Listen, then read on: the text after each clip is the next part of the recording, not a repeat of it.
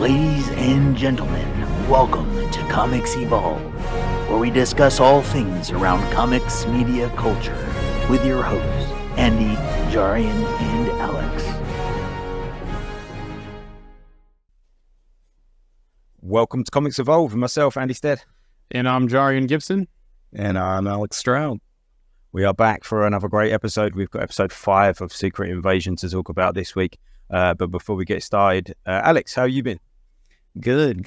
I feel like the last few weeks I haven't had anything exciting to talk about. And this week is the same. Nothing exciting. So. at least we've got a new MCU episode to talk about. So I suppose that's one thing, isn't it? Mm-hmm. Jarian, how are you? Doing good. Just getting all the cleanup done from the storms and, doing yard work and that kind of stuff. So trying to keep up with the Comic-Con news, even though there's not a lot of big involvement from the actors and the writers, but there's been still a steady stream of news as it comes to some projects. So I've been trying to keep up with that all week. Lots of Walking Dead news this week from San Diego Comic-Con. They've shown a few new trailers and announced a few new names of stuff. So I'm excited about that. Big Walking Dead fan. So that's good. I've watched Dune this week. Yeah. Have either of you seen it? I have not. Which one, the original or the remake? The remake. I've seen them both. The Villeneuve remake, yeah. I can't quite work out whether I really enjoyed it and I thought it was great and this is going to be like the next big thing and it's going to create this whole new universe, or it's really pretentious.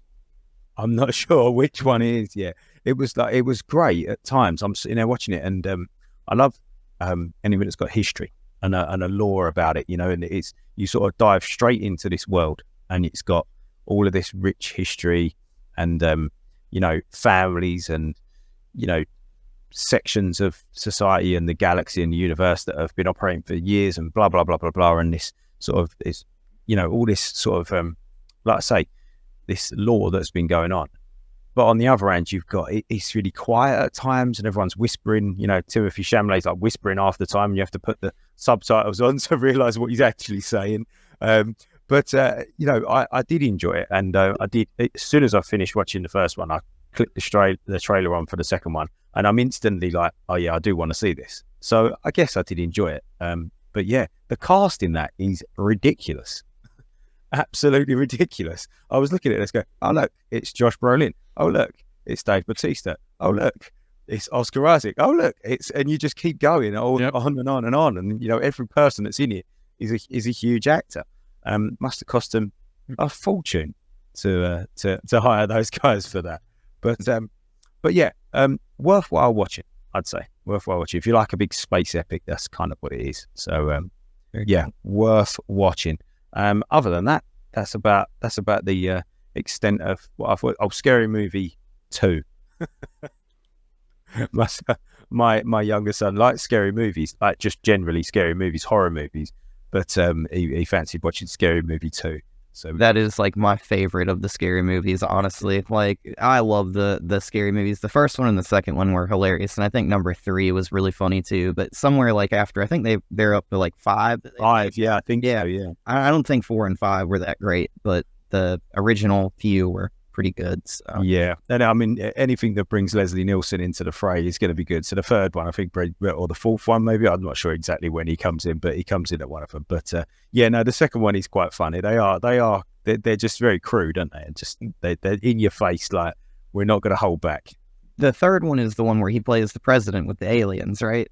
I think so. Yeah. Yeah. That one's funny. Like, but Leslie Nielsen has just got funny bones. He's hilarious. He's one of the only actors that when I've heard about their death that I've actually been upset. Like I was genuinely genuinely upset. Like obviously, you feel sadness, I guess, but I was like, oh no, like we're never going to see Leslie Nielsen acting anything new again. I was really gutted about that because I just think that man is just a genius, like a comedic genius. But yeah, Scary Movie 2. That's the other thing. So I've gone from Dune to Scary Movie 2. But it's all good. So we're going to do this Secret Invasion discussion then? Yeah, just a heads up though, it looks like the stream is being weird today. It looks like we're streaming everywhere but the group, so I shared it from the page, and it looks like the chat right now is frozen, so we'll see if what comes in from the chat. But yeah, let's go on. I have some Secret Invasion news. Yeah, so the first 3 episodes are streaming on Hulu from July 21st to August 17th. So you can catch the first half of the season. It sounds similar to what they did with Miss Marvel, where they had streaming outside of Disney Plus, like they did the movie theaters, I believe, in Pakistan. And we'll probably get the second half of this later on once the finale is wrapped. So it does like they're doing some things there to Hulu with the Secret Invasion, which is interesting going on there. So Awesome. episode 4, a little Easter egg, a book written by Priscilla Fury named Decoding the Superhuman Gene inside Vara and Nick Fury's home can be seen in the background of Vara's home.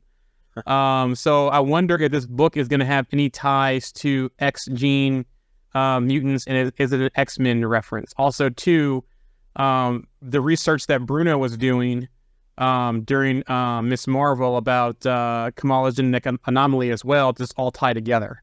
Mm. Yeah, what was the book called? Sorry, Joe. Decoding the Superhuman Genome, or Gene, Decoding the Superhuman Gene. So That is interesting. yeah.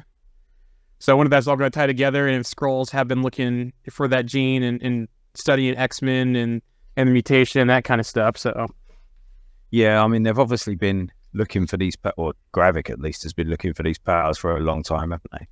So yeah, that was, I'm still waiting to see if there's that DODC connection there as well. yeah. Dermot Mulroney, who plays the president, he said, "I'm passing the torch to General Ross in an interview with Comic Book Movie." He says, "That's bad news. That's bad news."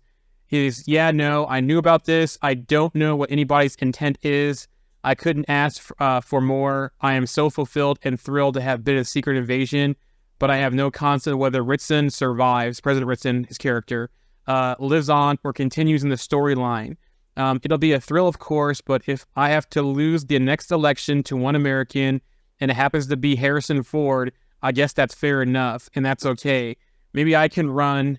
There's nothing about 2 terms. I can be his vice president, right? I could do 2 terms as president and then 2 terms as vice president under Harrison Ford. So, Yeah, I think, I wonder whether we'll see Harrison Ford appear at the end of Secret Invasion as we'll get a kind of a little rollout as, this re-election that Ritson gets outed because he didn't stop this Skrull invasion, and Ross is this sort of, powerful figure that says, I'm not going to take any crap, sort of thing. yeah. And to see what kind of cameo that we get at the end of the series. Could it be, Harrison Ford, President Ross, or Secretary Ross? Could it be the real Rhodey?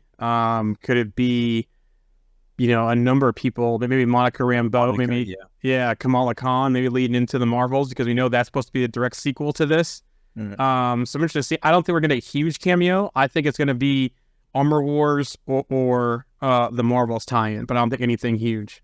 Mm-hmm. Maybe it's what's her name, finding the other Bengal too. Of the villain in Zoe Ashton's character. Yeah, Zoe Ashton. Yep. Martin Freeman talked about Everett Ross post-Secret Invasion. I think I've got a future in the MCU. I always assume I haven't, which is the safest MO. I think it's the safest thing, given that I am not one of the A-team in the MCU.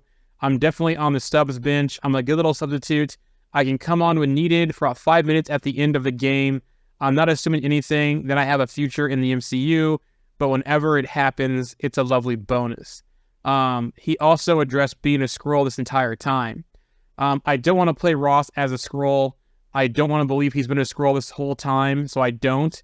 That's not what I've played. I believe all the time in Ross's integrity. Actually, I really enjoyed playing Ross as a Skrull or otherwise. I've enjoyed playing him as an organic human man, so I don't want to lose him to Skrulldom.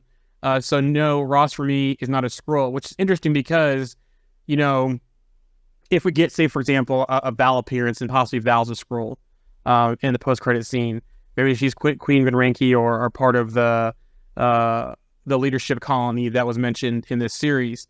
Her knowing that Ross was basically, hijacked when he was supposed to be in prison, she could have had him in prison, a Skrull replace him without anybody knowing, and the real Ross could still be in Wakanda or with the Midnight Angels Okoye. So that, would be interesting to see how they play that out, if she has any ties to the Skrulls or the Skrull herself.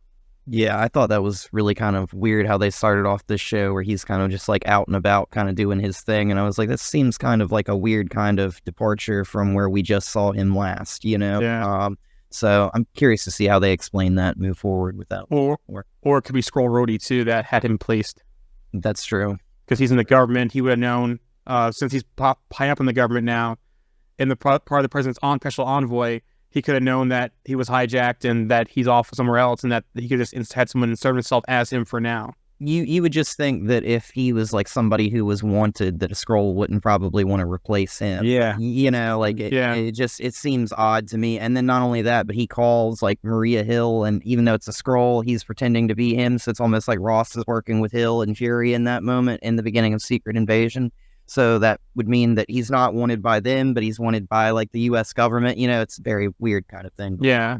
So someone definitely in the government. Definitely needs some clarity around that whole Ross, Everett Ross situation. Yeah.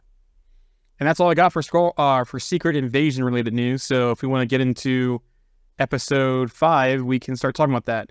Yeah, let's do it. Do you know what I feel? I feel like it was a good episode, but I do feel like it was kind of a prep episode for the last episode. Yep. And I've got a complaint as well. Like, it's too short. They're too short. The last 2 have been too short, and I know that they can do whatever lengths, and I know that the first few were longer, and I'm hoping that next week's or Wednesdays will be longer again.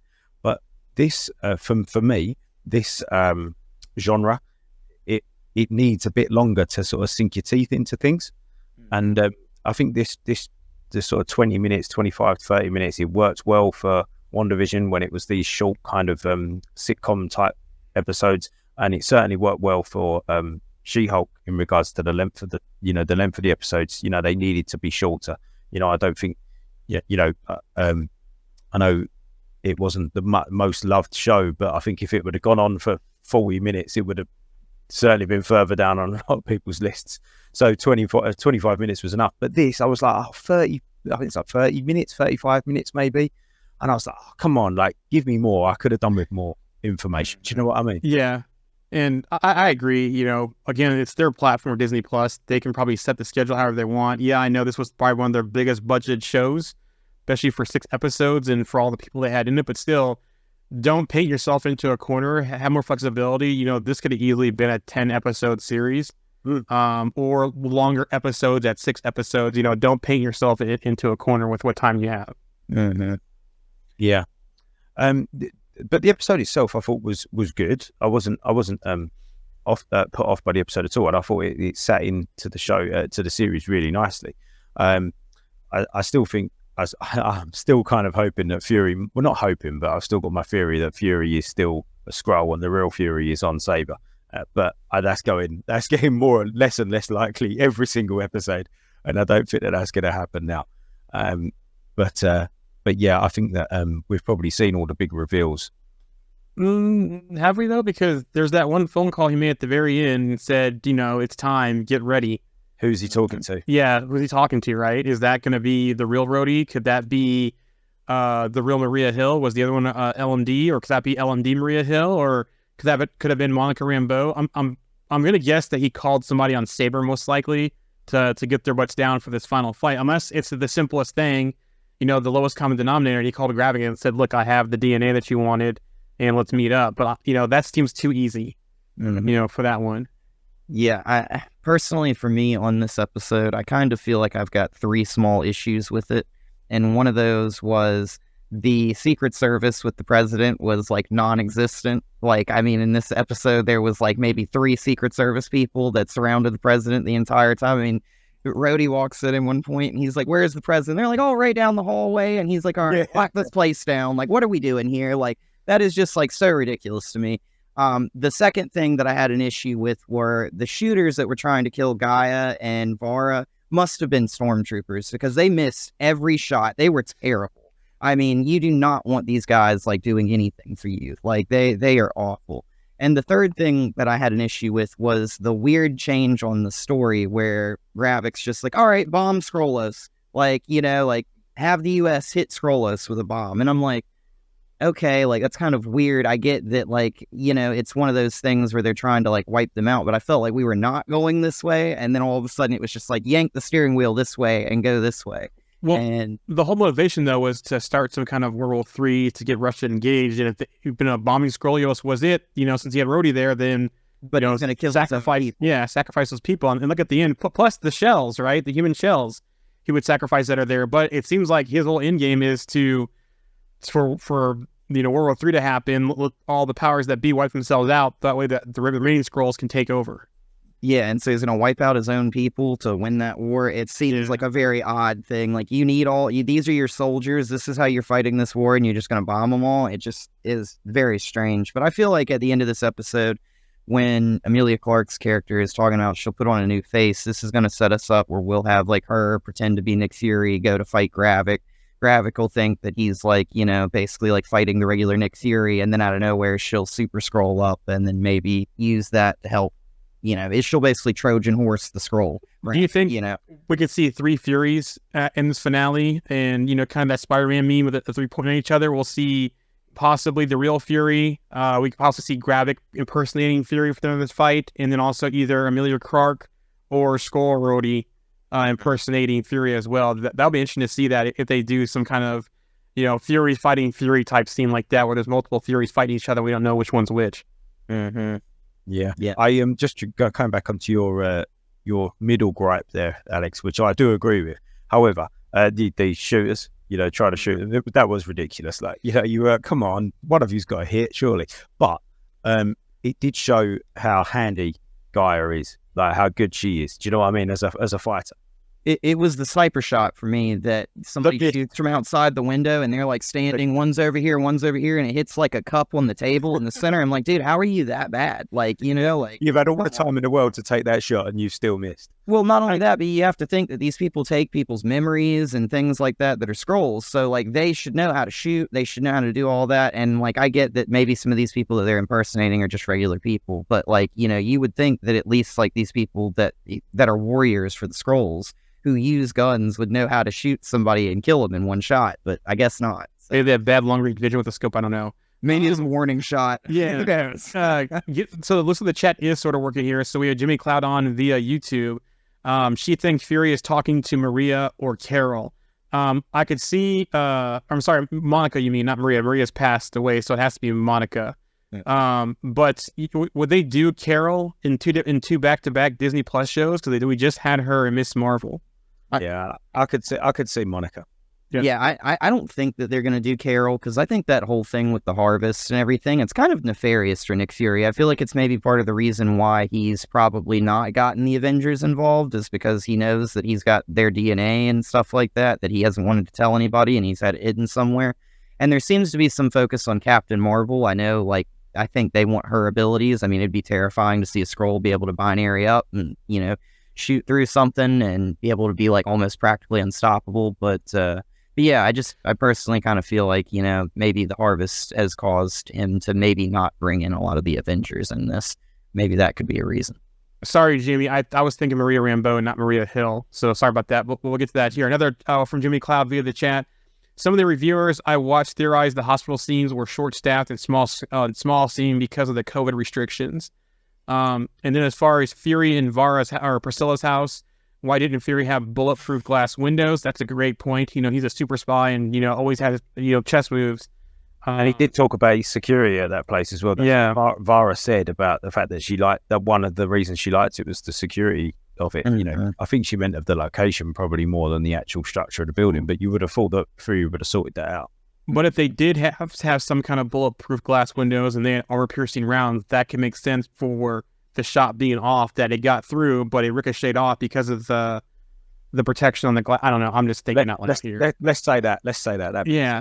But then she goes, Jimmy again goes, Maria is not dead. I don't accept it. Like I said, she's a prime candidate to be an LMD. It happened in the comics, and you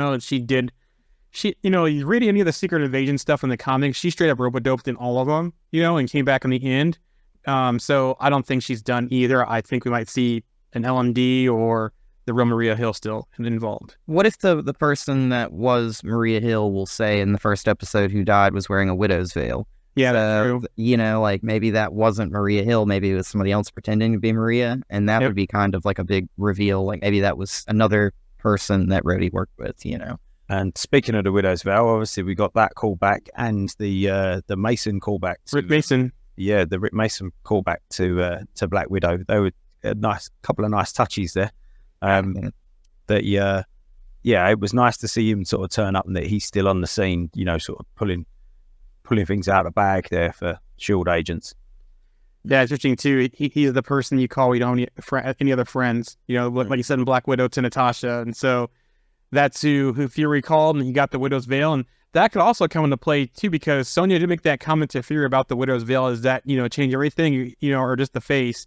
And maybe we see multiple Rhodey's in the finale too, fighting with Gravik because he doesn't know which one's which. You know, the real Rhodey, the Skrull Rhodey, and Fury with the Widow's Veil too. That could also come into play during the finale. And there's a passing line in this episode where he says that version that he used is the older version. The newer version will like basically like make your whole body like disguised, you know. So I thought that was interesting as well. It seems very Skrullish, you know, like. Well, that was kind of what I was. So I was thinking along my Fury being a Skrull, but not knowing he's a Skrull. You know, if he didn't know he was a Skrull, that would make perfect sense. And it's almost like a little sly dig saying that he doesn't even know he's a Skrull because he's got to wear this. Like he can't change his skin. Like this is what he's doing. Imagine if we now found out that he was a Skrull. I just think that would blow my mind. Well, it wouldn't blow my mind. I'd go, I called it, but but it makes sense. You know, they're sort of pulling out all the stops to sort of convince us that he's just normal Nick Fury. So what if he's not? One thing I could see happening in this finale is we get Rhodey versus Rhodey in this one, and that's who he called. And maybe after he figured out that Rhodey was a Skrull, that he actually found the real Rhodey, or the real Rhodey's been off mission or on Saber this entire time, and he's like, you know, come on in, you know, let's do this. And Rhodey just goes ham, and then we find out that Rhodey has been a Skrull, probably got switched out between, I'm gonna guess, back to between Infinity War and Endgame. Just for the fact that he was off on his own doing missions looking for Clint, and that would have been a great time to snatch him and switch him out. That, you know, and that would make his whole thing going forward more impactful, not being there for Stark's death, not knowing that Tony died, and then just going, you know, all full out War Machine in Armor Wars. Yeah, I've got the sort of safe theory that it was after Endgame and before Falcon and Winter Soldier, because they sort of said, "Oh yeah, we've seen him as a Skrull, you know, impersonating Rhodey," and that's kind of it, and that's the safe bet, isn't it? But yeah, the other bet is that between in the blip, and then the fact that he wouldn't have been there he doesn't know that Tony's dead.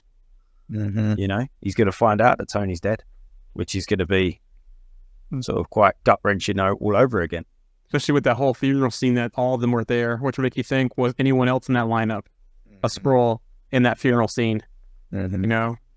Can I say I hope we see more of Olivia Colman, because her role as Sonya in the series has been great, and I hope we see her, whether it's in Armor Wars or, you know, they get Captain Britain, that kind of stuff, and do all the MI13, you know, but at some, you know, I want to see more Olivia Colman because she's been great in this series. Every time she comes on screen, it's impactful. I loved her line about it's either cake or death to the Skrulls, you know, like you either sit down with me or I'm just going to kill you, either one, you know. And she tells that one who's impersonating the orange-haired guy we talked about last episode, you know, she figures out he's a Skrull, and she's like, you know, we have no protocols for Skrulls, so I can just kill you right now, you know, like, so I thought that was like a great line on her part too, you know?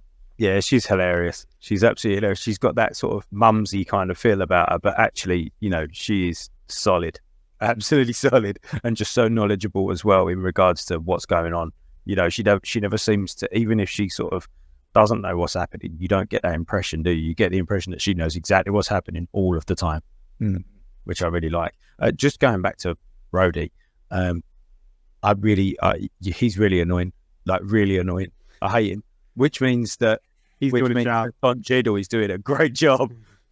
The one scene in this episode where they actually had more than 2 Secret Servicemen or anywhere was like the one scene where they had like 7 of them line up in the hallway and all point their guns at Nick Fury, and he stands behind him and is like, "Yeah, you don't want this." I was just like, man, somebody just punch him right in the face right now, please. Like, like this is, it's just like one of those things where it's like Fury's like, "Yeah, you just feel that way. I'll be back for you later." It's kind of like his attitude. I'm And coming then- for you. And then releasing the footage of the Maria Hill death, that right there. And I wonder if at some point if we're going to get some kind of hearing at the end of this, like we had at the end of Winter Soldier with Black Widow, where Fury and possibly Rhodey are testifying in front of Congress or whatever, and they kind of reveal the scrolls to the world more about that, how there's good and bad ones, has some helped us, but also too the Widow's Veil technology. If we get anything dumped out there like that, but it seems like it's going to come down to with Gravik, but I don't know if this is the last we'll see of Gravik, because there's been some chatter out there that they might end up, instead of killing each other or one of them dying, but Fury's not dying, that they end up coming to some kind of common ground possibly by the end of this series. Mm-hmm. Well, I thought it was interesting too. Like Fury talks about when they collected this DNA for the harvest, that Gravik was the leader of the Skrulls that went in and collected this. So when it came down to like the brass tacks of the situation, the only real people that knew about this was Fury and the Skrulls, including Gravik. So Gravik is like the reason why they want to create this Super Skrull, because he's trying to collect all this DNA, but it's like nobody else on Earth knows that Fury did that. So it's almost kind of nefarious on Nick Fury's part that he was doing it, in my opinion. I'm sure you can come up with 5 good reasons, but I can also come up with 5 bad reasons why, he might be doing this. So it's one of those things. I get Nick Fury's always like trying to put some kind of protocol into play or come up with like a backdoor scenario in case we have to use it or something. But it just doesn't make Nick Fury, I think, look good in this situation. And it also doesn't make Gravik look good. It kind of makes them both look like kind of bad guys, in my opinion, If you think about it, how much have they tried to recreate the super soldier serum in the MCU and the different outcomes of that in doing that? What better than having all the Avengers DNA? Because I think he said nearly every Avenger spilled blood in the Battle of Earth, including Carol Danvers. Mm-hmm. So, and the reason why he said the scrolls is because he had to send people in that would go undetected, right? So I wonder if at that time, the people he sent in at that time, did they impersonate Avengers when they went in there, so no one would be like, why are they here on this battlefield, or something like that. I wonder if we're going to kind of flashback or even to that. Mm-hmm. Yeah, it'd be interesting. I mean, so obviously, if he can get their DNA, they take on just their skills as well, not just their powers, yeah? Because obviously, half of the original Avengers lineup haven't got any powers anyway. Tony, Natasha, Clint, they've not got any powers. They've skills. Skills. They've not necessarily got powers, So I'm guessing that they take it, like you said, they take on their memories as well, but do they take on their skills? Like Tony's intelligence, Clint's skills, that kind of stuff. Yeah. Yeah, I mean, there's definitely a lot of like people that were on that battlefield that they probably don't really like get any benefit out of, like no abilities from, like as in Scott.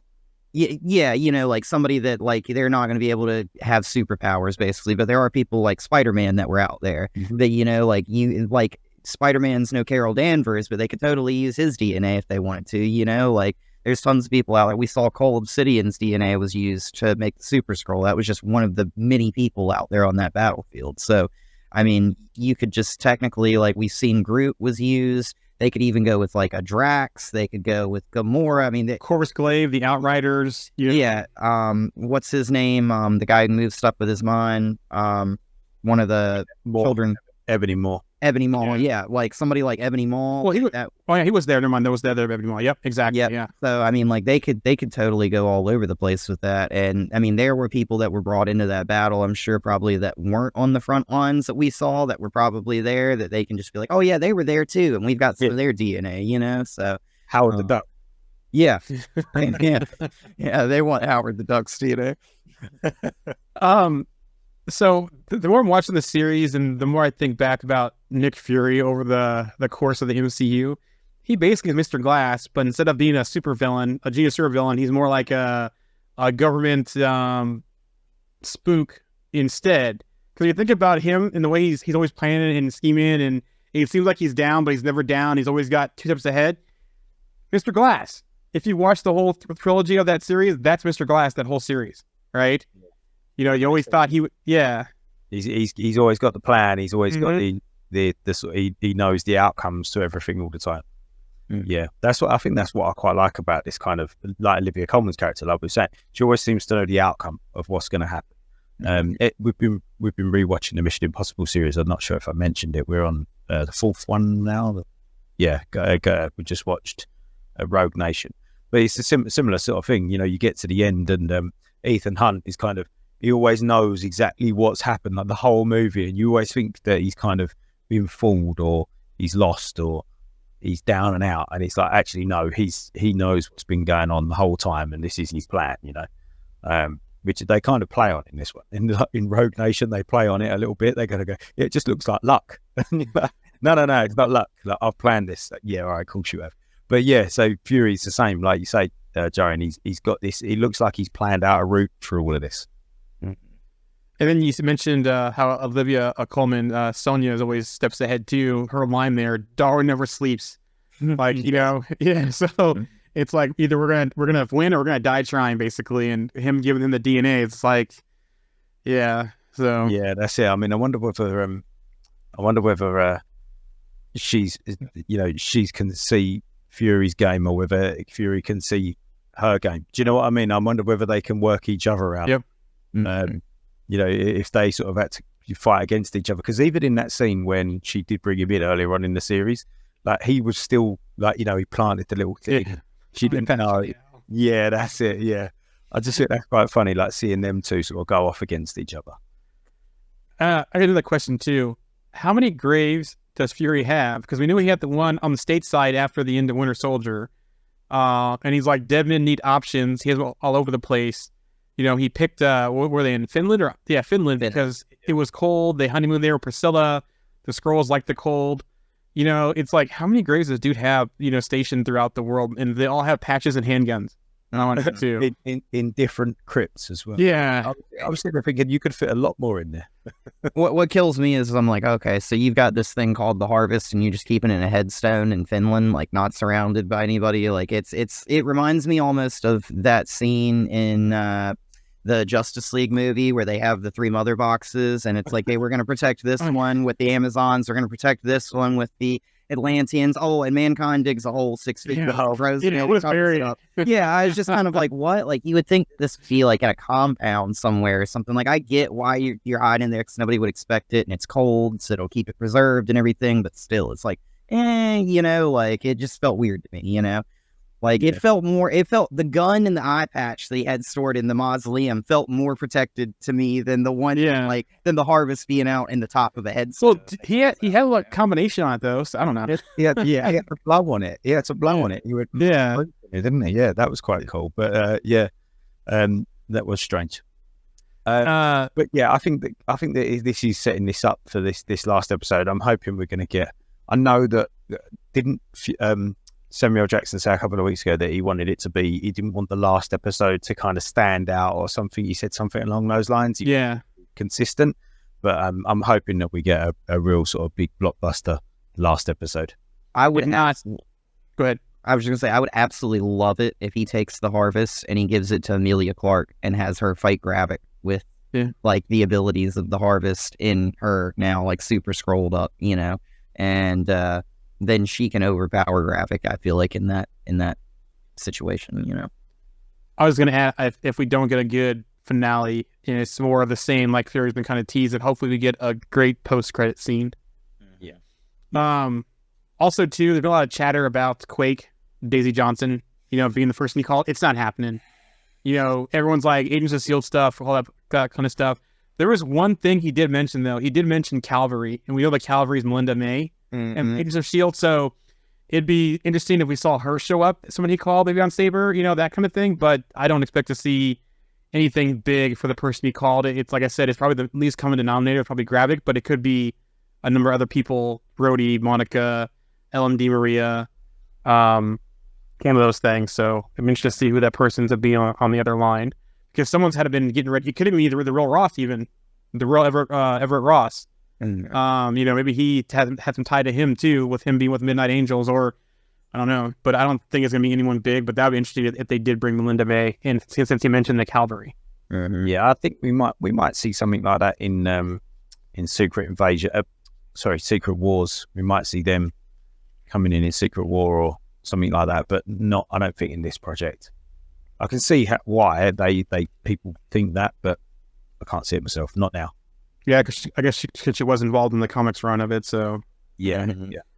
But yeah, And I mean, like, I feel like if Quake does kind of come into this, then we kind of have this whole thing where we have like Inhumans that we now have to kind of like explain. And I feel like they're going to try and like almost, yeah, they're almost going to try and like just make all the Inhumans mutants, you know, I feel like in the MCU. Could be wrong on that, but I feel like, you know, Inhumans were originally kind of meant to be mutants, I think. So, and that's a lot to explain in one episode. Yep. Yeah. Just open up a whole nother load of questions that we don't need, because I don't think we're going to get any clarity on the Everett Ross situation.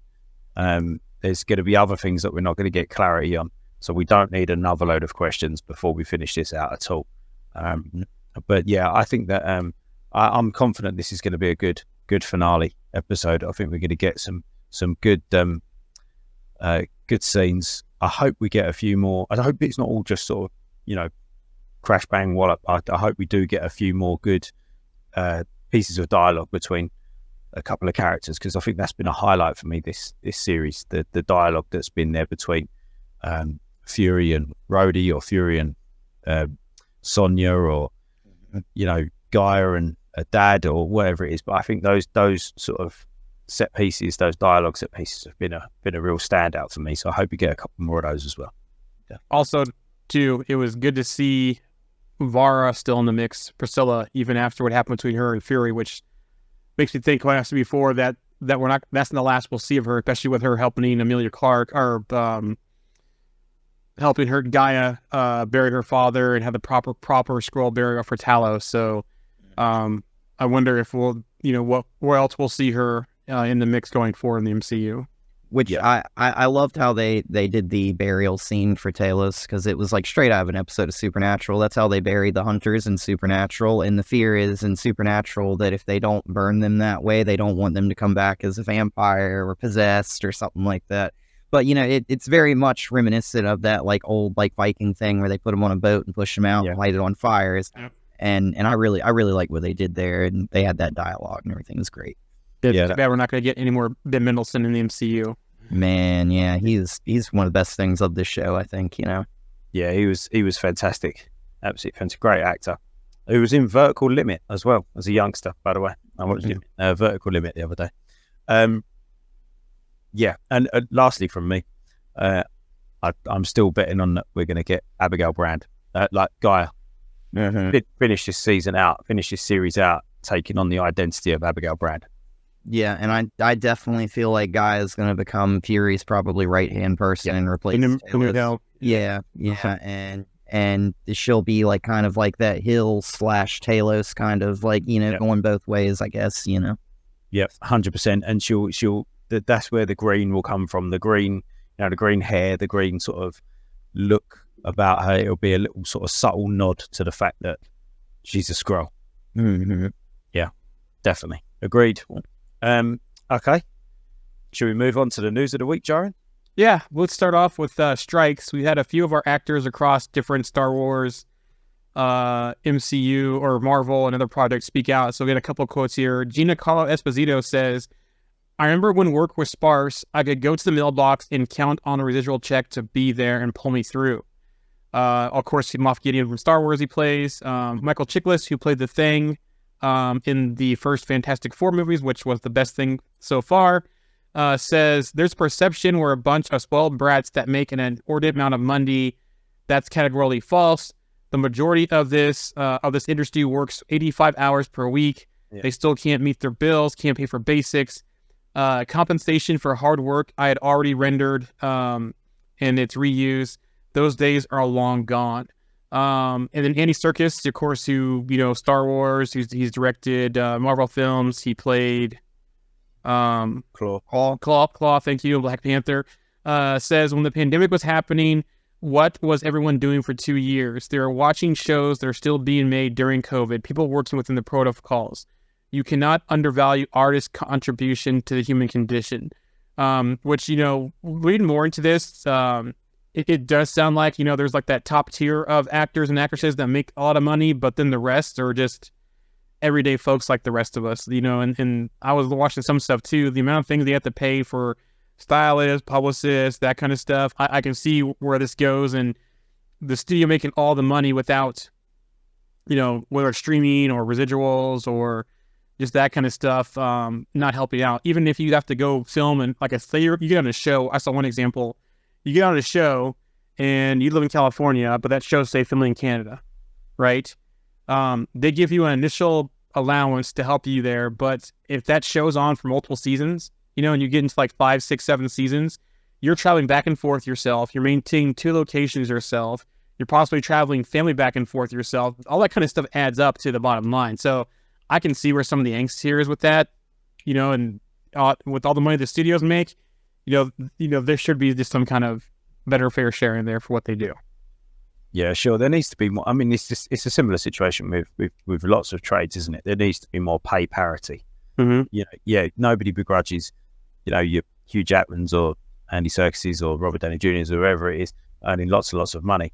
But there should be, these guys that, like he said, are working 80-hour weeks, or like the guys that you just mentioned there that are traveling hundreds or thousands of miles to go to work and still struggling to put food on the table. That shouldn't be happening. If you're working a full-time job and you're putting the effort in, you should be able to live. We're not talking necessarily about having, luxurious apartments or cars or whatever, but we should be able to pay the bills, and these people should be getting their fair due. That's for sure. I mean, we had Luck on, didn't we, last year, and he was saying about how hard he works as a sort of aspiring actor to try and get roles and things like this. So, you can see it. You definitely can see it. The top guys, there's not, they've not got any problems, I shouldn't imagine. But yeah, there's a whole different run of actors underneath them that are struggling.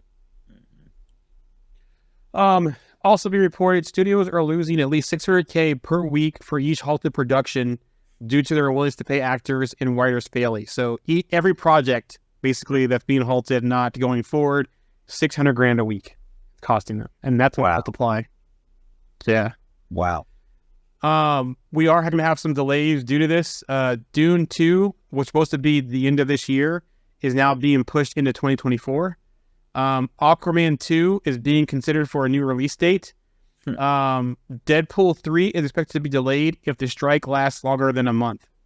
So I think that a lot of these movies that are due out at the end of the year, like so Dune 2, for example, is like practically finished, isn't it? But I was talking to Paul Edwards yesterday, and from Geek Garage, and he was saying that a lot of the promotion for these movies, they can't do the promotion either. So the actors can't go to the red carpet events. They can't do shows or talk shows and interviews and stuff like that. So because they can't do the promotion, the studios aren't going to release them because they're not going to get as much money in the theaters once they do release, because the film hasn't been promoted as well as it would have been.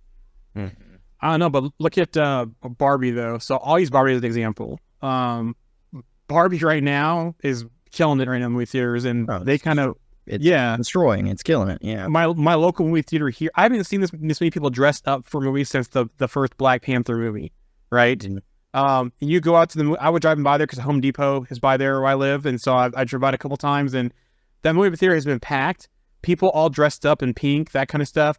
They've had a pink party bus dropping people off at the movie theater. So don't underestimate the people's impact based on what project it is.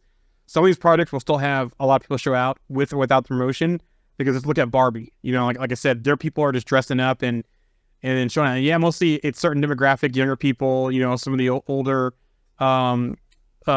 female people and some families, that kind of stuff. But it's across the board though, people showing out for Barbie.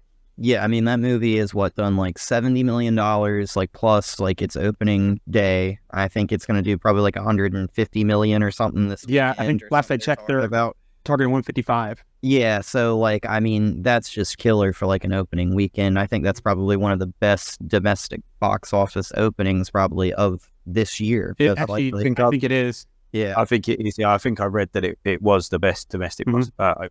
Yeah. Yeah. So with Dune 2, for example, like I said, I watched the first one this week. You've probably already decided if you're going to go and watch that movie or not. Do you know what I mean? I don't think That looks good. Yeah. Yeah, but I mean, I don't think you really need to promote it. It's kind of like, as long as people know that it's coming out, if you was going to see it, you probably would go and see it, whether you saw an interview with Timothy Chalamet or not. Do you know what I mean? Or if Rebecca Ferguson was at the red carpet premiere or not, it probably wouldn't make any difference. You would probably still go and see it, but there must be other money that they make on the back of those things, you know, like appearances or something. I don't know, but there must be something else. It can't just purely be an impact on the box office as to why they're not doing those things. Do you know what I mean? It must be other things. Also, SAG-AFTRA is allowing A24 film studios to continue using its actors during the strike because they've accepted every single one of SAG-AFTRA's terms. So you have an individual studio, you know, being able to get around the strike because they're playing ball with the union. Good for them. Yep. Here's a big rumor. Iger is preparing to sell Disney. So Bob Iger, the rumor is that he's preparing to sell Disney. Rumors have long swirled that Iger will end up selling all of Disney to Apple. I was just about to say, who can buy Disney? There's not many people that are going to be able to do it.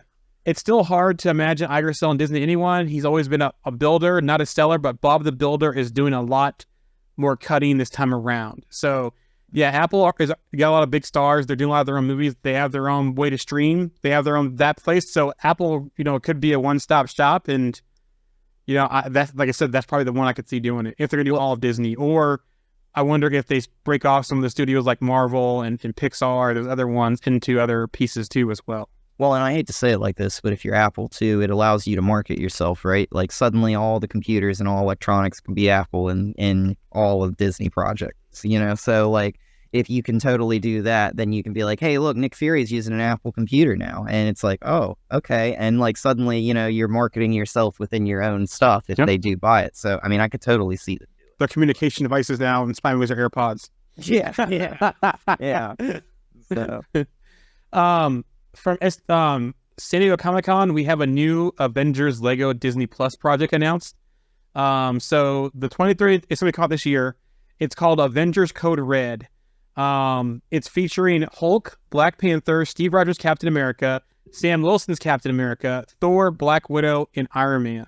Code Red is the first Marvel Lego project specifically made for Disney Plus and is aiming to release sometime this fall. Cool. So that should be fun. A lot of the Lego stuff is fun. Yep. There's a new Assembled episode out there. So Marvel Studios Assembled, the making of Ant-Man and the Wasp: Quantumania, is now streaming on Disney Plus. One of the biggest takeaways from this I saw, Catherine Newton, who plays Cassie Lang, she actually auditioned for Kate Bishop. There's some footage of her and Jerry Ritter auditioning for that. So ultimately she lost the role out to Haley Steinfeld. But this audition probably led her to getting the role as Cassie Lang, it looks like. So the other thing I noticed too from this movie, from this episode, is two more things. Michelle Pfeiffer, does she not age at all? We're sitting there watching this, and my wife's like, looking at her, and I look at my wife and I'm like, does she just not age? Because she looks pretty much the same as always, even as her younger self during that the Assembled episode. And then two, they did have some Jonathan Majors interview footage in there as well. So it seems like he's still king for now. Yeah. Cut him off completely. On the aging thing, me and Alex were talking about Hugh Jackman earlier today or yesterday, and he's like, he doesn't age either. And like I said, I'm watching Mission Impossible. Tom Cruise doesn't seem to age. What is wrong with these people? They're not aging like normal people. Yeah. It's just crazy. Tom Cruise is like 60 years old, and this man looks like he's like 35, 40 years old, and I'm like, dang, like he's in better shape than like most people my age. I mean, it's the same thing with Hugh Jackman. He's like 54, and it's like, he still looks very similar to the first time he portrayed Wolverine back in 2000. I mean, like, yeah, you can tell he's aged a little bit, but I mean, it's like, it's really not that big of a difference, Well, even look at Michael Douglas, man. I grew up Michael Douglas being pretty much a senior citizen all my life, and he still looks pretty good for his age. Yeah. and Samuel Jackson. Samuel Jackson, Yeah. nearly 80 years old. Yeah, that's crazy. Surely he's not. Yeah, it's insane. Absolutely insane. They obviously look after themselves, you know. Yeah. So, yeah, it's all good. Good. We have some I Am Groot news. So this comes from the Cosmic Circus. Second season of I Am Groot will release this fall of this year. I Am Groot season 2 is expected to premiere in early September. This will place the release of season 2 as the next MCU project following Secret Invasion. Vin Diesel is returning. Also, too, remember I said Jeffrey Wright will be in the MCU project again this year? Yeah. It's not live action. Jeffrey Wright will reprise his role as the Watcher in one of the shorts in I Am Groot's second season. But that wasn't that they weren't animated, were they? I mean, I know they weren't, but they were the same. That was Groot, like in Baby Groot, wasn't it? They weren't animated. Am I getting this wrong? They were animated. I mean, I know they weren't real. Yeah. But they were supposed to be real, weren't they? They're like CGI shorts, Yeah. kind of. Yeah. You get my point. They're supposed to be live action. If all of those things were real things. Mm-hmm. I was hoping we would see him in Loki season 2 or in the Marvels though. Oh yeah, true. Yeah. Why put the Watcher in I Am Groot? Like, you know, like I Am Groot's kind of like, hey, he found like a pile of ants over here and he's playing it Surely for not. three minutes. That's not important. Yeah, like, you know, why put the Watcher? Is the Watcher gonna be like, oh, you know, like I'm not gonna interfere, but that pile of ants you're messing with is gonna mess up the multiverse, you know, Groot. So like, it's just so weird. Yeah. It might be one of those situations like you know, I said last week I watched Everything Everywhere All at Once. That one tiny little decision can lead to a different universe being created or a different, you know, timeline being created. So it might be something like that. You know, it might be Groot stepping on a butterfly, and then that changes a whole path of a species. It might be something. It probably will be something like that, like a joke. Yeah. It's just funny though, because I feel like there was maybe 6 episodes in the first I Am Groot like series, and I think all of those so it was like one of those things where it's like all those felt like they were just kind of like their own little things, like they didn't really connect or really like they weren't really involved with each other or anything. It was just kind of like a little moment in time, kind of a little glimpse of a day in the life of Groot. So yeah, some of them are quite fun. Mm-hmm. Some of them are quite fun, and I've got a couple of the pops from it as well, which are really cool. So. Mm-hmm. We have some Spider-Man freshman year news. It'll be produced by Japanese digital animation studio Polygon Pictures. Release window is still unknown. Reports earlier this year had 2024 to late 2024, which is interesting because we basically heard nothing about Spider-Man freshman year for a long time, and then this news pops up. So it's happening still. So there you go. Cool. Amazing Spider-Man 2 will be on Disney Plus August 11th. Guardians of the Galaxy 3 will be on Disney Plus August 2nd. Yeah, that's next Wednesday, isn't it? Yeah, pretty much. Yeah, so we'll see. We've got the series finale this Wednesday, and then following Wednesday we've got Guardians of the Galaxy, and then I think we've only got a couple of weeks, and then we're into Ahsoka season, And then Loki. Yeah, so. The Marvels news, Zay Ashton, who is going to be the villain of the Marvels, on fiance Tom Hiddleston empowering her for her MCU debut. She says it's led to some incredible conversations about his experience being part of this franchise for over a decade, including some very good advice about having enough zippers to go to the bathroom in her costume. One of the main takeaways from the conversations was, what you put into Marvel, you get back, he said. If you go into this with an open heart and great work ethic and just want to provide an amazing experience for the fans, you'll have an amazing experience on those sets. He really empowered me in that way. She further talked about empowerment by director Nia DaCosta and the stunt team. She says, I was saying how much I was loving working out and getting physically strong, and she was like, whatever you do, please do not turn up here on day one looking like a pencil. That was the most freeing thing as a performer who thought the only way to be on camera in movies like this is to present aesthetically in a certain way. Having Nia's empowerment and the empowerment of the stunt team to know that it's about your mental attitude, your agility, and your strength was life-changing. So, more news is the Entertainment Weekly articles out there has all kinds of stuff in there. And according to the Marvel's producer, Mary Lynn Avos, she confirmed that Park Seo-joon plays an ally to Carol Danvers in the sequel. But also a lot of traction out there that there's a wedding, they must possibly get married in the movie. I heard some rumors about that, so we'll know when that comes out. The article also confirms the Marvels is the sequel to Secret Invasion. The last thing, go ahead. I was going to say we got that big trailer, didn't we? Obviously, this week. So that revealed a couple. Well, I say revealed a couple more bits, gave us some more scenes. But yeah, carry on. Sorry. Yeah, no, as I say, we got the Marvel, and it looks like with her having the Bengal, and the Bengals entangling their light powers, actually she combines it. We see her smash it into the Kree hammer, like we saw Ronan with the Power Stone in the first Guardians of the Galaxy, and it seems that entangles their powers. So that gets me wondering, we know Carol's powers are tied to the Space Stone. It almost sounds like and then Monica got her powers from the Hex, which is tied to the Reality Stone, or the Mind Stone, the Mind Stone. And does that mean the Bengal is also tied to an Infinity Stone as well? But which one? It looks like in the scene, I thought I saw purple when she put it in the hammer. Is the Bengal tied to the Power Stone? Or for me, with the light-based powers that Kamala has, it seems almost more likely it would be the Reality Stone, not the Power Stone, if you think about it. But we also saw how when Thanos used something, I don't know. So what are your guys' thoughts on that? Yeah. Go on, Alex. Go ahead, Andy. Go ahead. No, okay.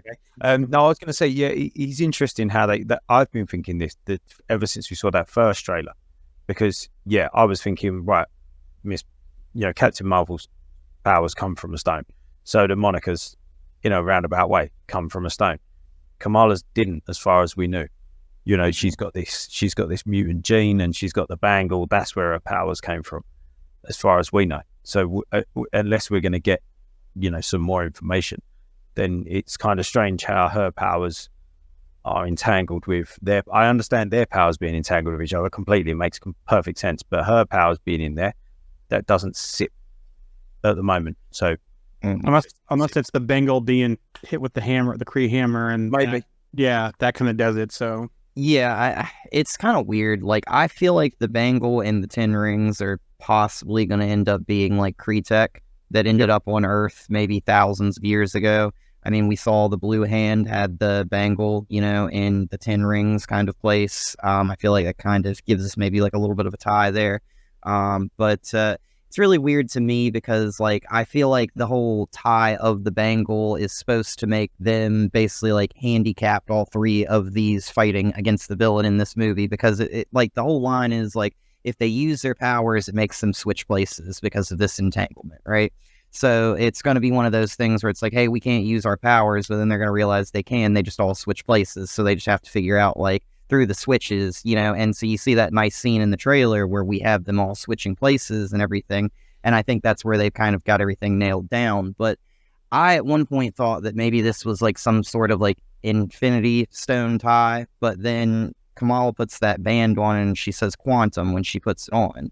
And so I thought maybe this is something that they've been changed down to a quantum level, but I feel like that goes beyond the Infinity Stones almost, like that's like it's like the base of all the universes, and then they're only supposed to really change like one universe, I feel like. So I'm not really sure what they're going to do. I almost feel like they have to stick with those being like Kree in my mind and maybe like the Kree, like somehow, like with the Bengal and the Ten Rings, like they're coming into play here with the multiverse stuff.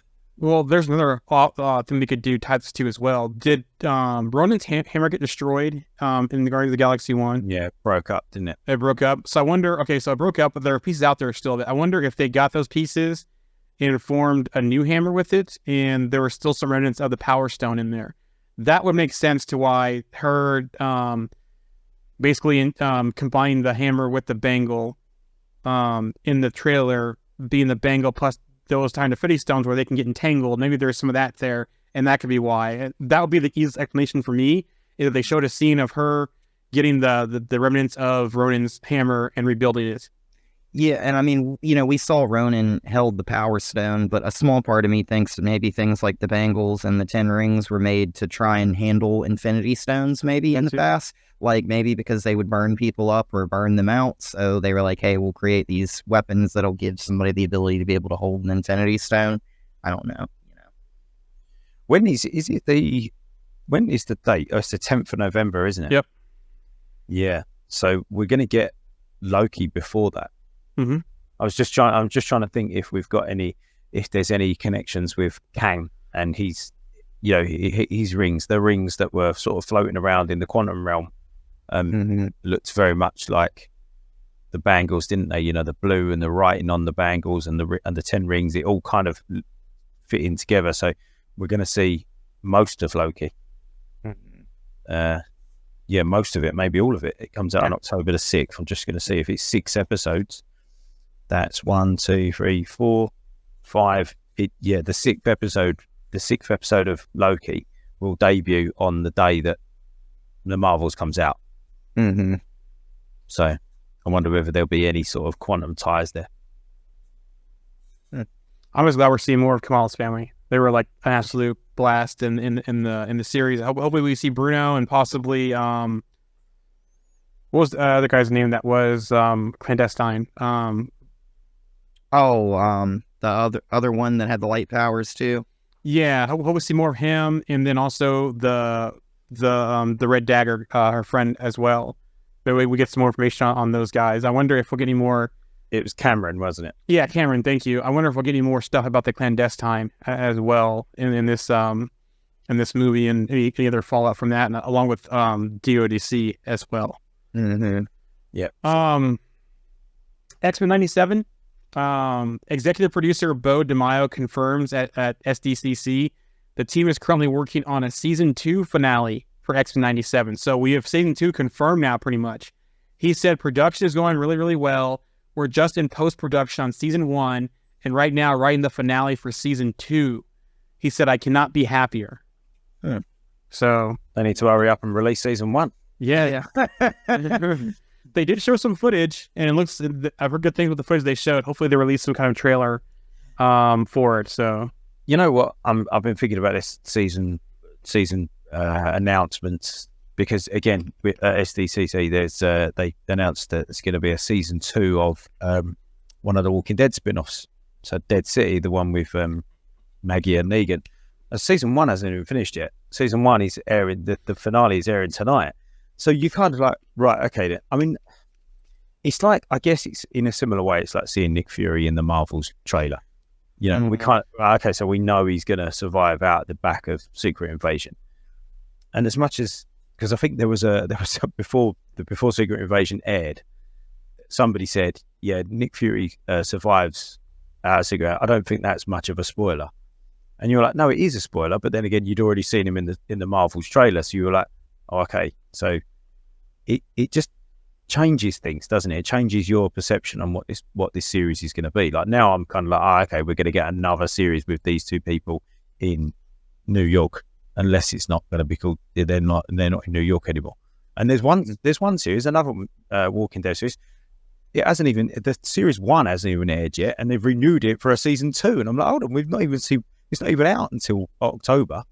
We've not seen any of it, and you already want another season of it. I don't know. Yeah, I might have to go back and rewatch Walking Dead from the beginning because I feel like I never seen the very beginning of it, and I've watched parts of it, and then I stopped watching it, and then I watched parts of the one on the West Coast. Fear the Walking Dead. So I feel like I need to go back to the beginning, watch all that stuff, and then just catch up. It's probably binge it for a couple of weeks.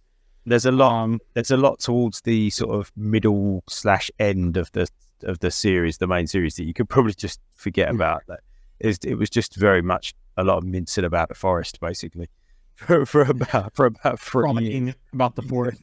Because now you have the Rick and Michonne series. It looks like they're in Europe. No, it's Daryl. Oh, that's Daryl. Yeah, Daryl's in Europe. Okay, yeah. Which is interesting, to be fair. But that's the one that's got a second season. And you're like, hold on, I haven't seen the first season yet. Yeah, that's an interesting premise to me because that's kind of putting Daryl in like the limelight of his own show, and Daryl's always been sort of like a soldier, which I mean he is in this show it looks like, but it looks like he's just there on a mission, just to get something done. Yeah, Daryl and Merle. and I like Daryl and Mel, and I like what you said there, Alex, about Daryl being he's the center of his own show, because when they took Andrew Lincoln out of The Walking Dead, that's when I wouldn't say it went downhill necessarily, but it changed. Mm-hmm. And Norman Reedus is great. He's brilliant. I like Norman Reedus, but I'm not sure if he's that centerpiece. Not necessarily. Maybe Norman Reedus is a centerpiece actor, but I'm not sure that Daryl is a centerpiece character. Do you know what I mean? Like, Yeah. Rick Grimes certainly was. I'm not sure that Daryl is. So I don't know. I'm not sure how this is going to go. I really like Lauren Cohen, who plays Maggie. So I've quite liked Dead City. I think she's brilliant. I've said before, I think she'd be a great Jessica Drew in the MCU. I think she's brilliant. She's got that kind of hard exterior, but hard interior, but that kind of, she's quite attractive, and I think she could pull off that role quite well. But I'm not sure that Norman Reedus as Daryl can, but we'll see.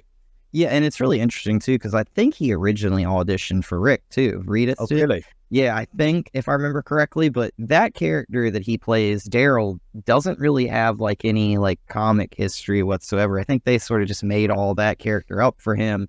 And so it's kind of like a wide open kind of lane. I think you remember the character Dwight in the show? Yeah. I think they kind of gave some of Dwight's story to Daryl like later on, but like I don't really think Daryl really is connected to anybody in the comics like per se. So I think that they kind of like have the open reign here to just kind of do whatever they want with Daryl as a character. You know what I'm saying? So yeah, I'm quite interested to see a completely different area of the world, which is why I liked when they did Fear the Walking Dead, because all of a sudden you came out of Atlanta and that kind of that area in the States and went over to a completely different place. Then we saw Mexico as well, and then we saw Texas. So we've seen quite a lot of different areas in Fear the Walking Dead. And so it's interesting now that we're going to go completely to Europe and see what's happening in Europe. I'll give Fear like some credit here. They have one of the best scenes I've ever seen in The Walking Dead, and it's the one where I cannot remember that dude, but it's the dude with the like iconic voice. He's with Coleman Domingo. Yeah, I think so. And he's sitting on a boat and he's like radioing out to somebody, and he's trying to talk to somebody. And the guy on the ISS picks up and he's like, "What's going on down there?" And it's like a Russian on the ISS. And he's like, "Oh, not good." And he's like, "Well, I'm about to run out of oxygen." And they just like sit there and talk until the guy on the ISS runs out of oxygen. It's like, wow, dude, that's crazy. Like, that's a very powerful moment to me. Like, it's like everything's in chaos. So, those first two seasons of Fear the Walking Dead were excellent, I thought. Really, really good. It got a bit wayward towards the end, but the first two really good.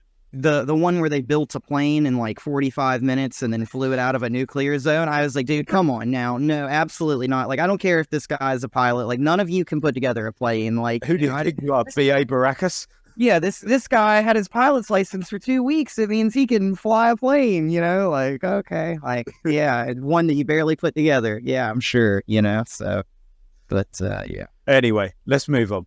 Aquaman news. Ben Affleck's scene for Aquaman and the Lost Kingdom, which is meant to replace Michael Keaton's scene, has been cut. James Gunn and Peter Safran removed it to ensure they didn't promise a movie universe that will not come to fruition. But yet we have the Flash, but so yeah. I've been hearing that there's some like reshoots with this movie and they're doing all kinds of weird stuff, but it's that this movie and Blue Beetle have already gotten the kiss of death. I mean, everything that came out like post this Gunn announcement, like people aren't going to go see these. The one saving thing for Aquaman is you have the Jason Momoa following the people that will see his films no matter what. And the one problem that you have with Aquaman is Amber Heard, who's in that movie.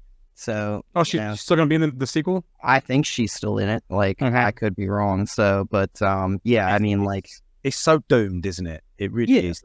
I saw an article the other day and it said why you should still go to see Aquaman 2. And I was like, wow, like if the studio's got to put out an article about saying why you need to go and see this movie, like there's some trouble there. speaking of Blue Beetle, its opening weekend numbers aren't looking good right now. But Yeah, it looks exciting to me. I want to see it. My son wants to see it, so we'll probably go see it. But yeah, it's not tracking very well right now. So this version of Blue Beetle is like one of my favorite DC characters. So like I'll be there, but I think I've seen like this movie might do $20 million opening weekend or Yeah. something. I mean, like, It was made to stream, wasn't it? yeah, it was. Yeah. So if it makes, as long as it makes its money back, Yeah. it makes its money back. Alex's face there was like, I'm not sure it's gonna, but Yeah, I mean, like I think all these DC movies coming out, like Aquaman, the first one came out and did like $1.1 billion or something like that. This movie, this second one, I mean, it is like the best DC movie since like like Man of Steel, like all the way back, and all these like since 2013, it has done the best. Which is funny to me because like I'm not a big Aquaman fan, and people make fun of Aquaman, but it's funny to me that Aquaman's done the most money out of a DC movie, But yeah, like I think that these are doomed, and leading into Superman Legacy, I'm curious to see how this plays out. I watched Man of Steel the other day actually as well. I quite like it. Yeah, I like that movie too. I think Man of Steel was quite fun. Which I kind of think like it's kind of a little bit of a slap in the face that like everything that had been started in this interconnected universe started off with Man of Steel, and now right off the bat, what are we starting off with? Is the first movie and the new one, Superman Legacy. It's like basically Man of Steel, and like I think Zack Snyder had talked about maybe doing like a whatchamacallit, a Brainiac villain for Man of Steel too. So I'm just waiting for James Gunn to announce that there's going to be Brainiac in Man of Steel. I mean, Superman Legacy, and like just wait and see like a certain section of fans flip out over that. So Harley Quinn news, season 4 premieres July 27th on Max. So, DC did announce 2 2024 animated movies coming out at Comic-Con. Watchmen will be one. Justice League Crisis on Infinite Earths is the other one. Which that's another slap in the face right there to Zack Snyder fans, because Zack Snyder made the Watchmen movie in live action, so it's interesting. He wasn't involved in the Watchmen series though that had No, I don't think he was involved in that. I could be wrong, but that was a good series. It's sad it only went one season, so we do have Ahsoka news. Star Wars Rebels Ashley Eckstein says watch animated shows before Ahsoka. She said take the time to watch Clone Wars and watch Star Wars Rebels and even Star Wars Tales of the Jedi, because if you don't, you're going to miss out on a crucial backstory that you really need to know to fully enjoy Ahsoka. Yeah, we posted. I found a handy little graphic. I think Jamie actually found it as it happens. And posted it to our Star Wars group about the essential episodes of Clone Wars, Rebels, and Tales of the Jedi to watch before watching Ahsoka.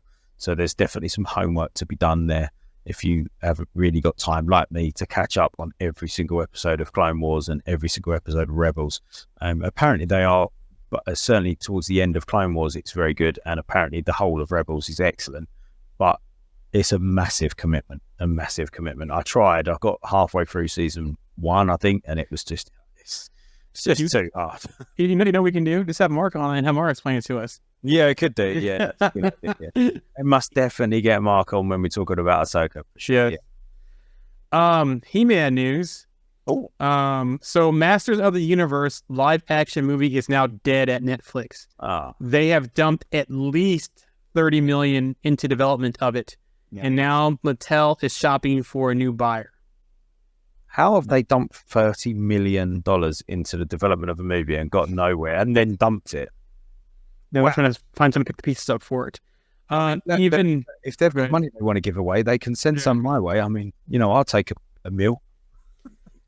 Even more news. So the Masters of the Universe Revolution on Netflix, the animated one with the Kevin Smith series.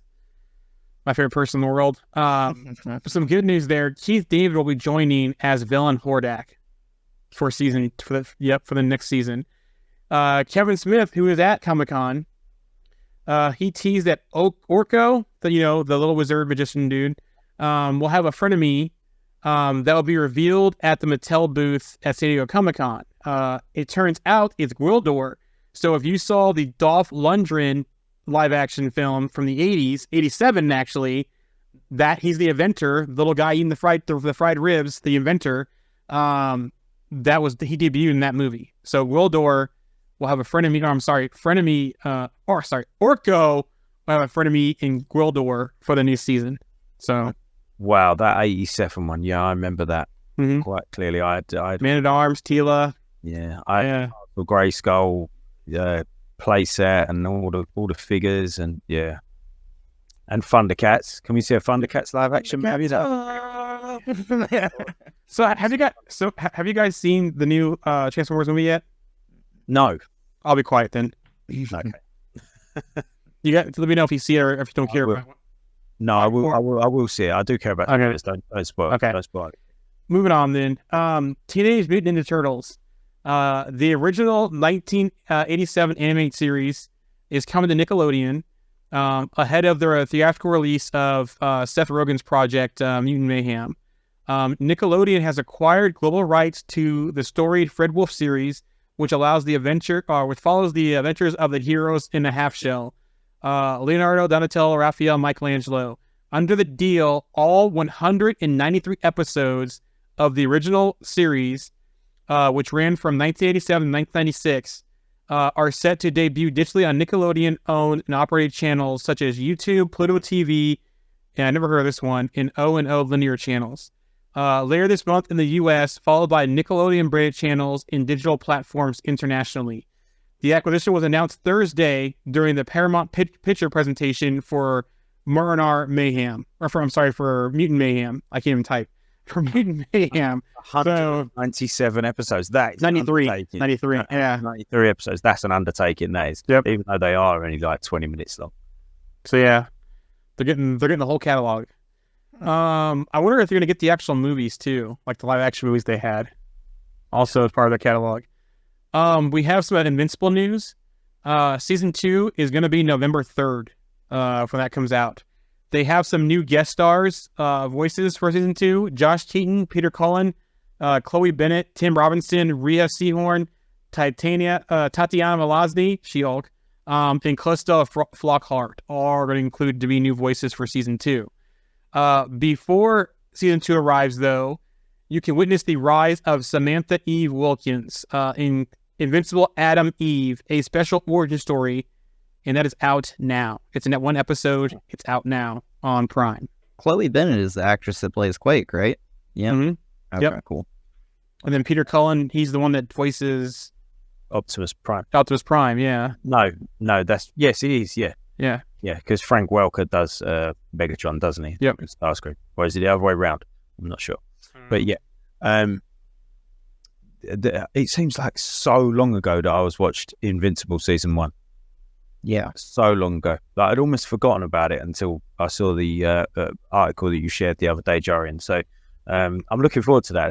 That was a fun series. And that's it for the news. Hey. I was wondering if there was any more. I'll double check and make sure I missed anything. I was like, oh, well, we're good. We're done. Decent. Any closing thoughts on anything today, guys? No, but I will say this. I do wonder if Invincible is going to make it to multiverse stuff, because there is multiverse stuff in this comics. So. Okay. Speaking of multiverse stuff, I did see something earlier today that Star Wars might lean into multiverse stuff. Why? I don't know. Why? I don't know. Let me see if I can find that tweet real quick that I was looking at. No, they don't need to do that. Everybody gets a multiverse. Yeah, you get a multiverse. You get a multiverse. It's a little bit like that, isn't it? Yeah, they don't need to solve many stories. It's literally an entire universe. They don't need to do that. Let me find it again real quick. If I can find it. Yeah, it's going to ruin the end of this show for me.